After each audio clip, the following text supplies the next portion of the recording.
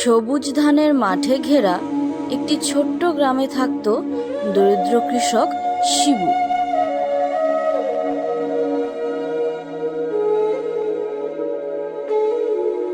শিবু প্রতিদিন ভোরে উঠে মাঠে কাজ করতে যেত।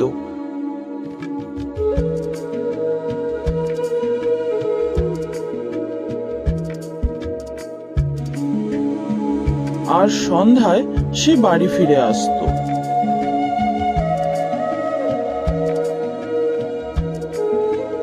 এক রাতে শিবু মাঠ থেকে ফেরার পথে দেখতে পেল দূরে একটি সাদা গরু একা দাঁড়িয়ে আছে। আশেপাশে কেউ নেই।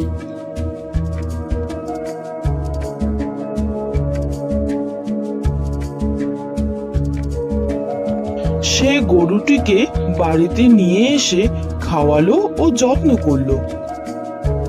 শিবু বৃদ্ধ লোকটিকে দেখে বুঝতে পারলো যে এই গরুটা সেই বৃদ্ধ লোকটির গরু।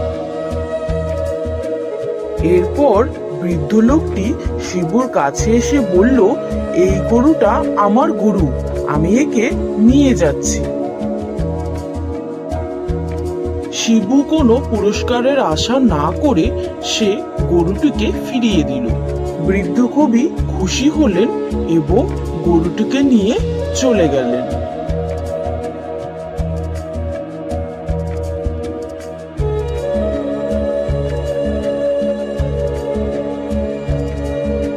কয়েকদিন পর গ্রামের সবাই মিলে শিবুকে ভালো মানের ধানের বীজ উপহার দিয়ে গেল।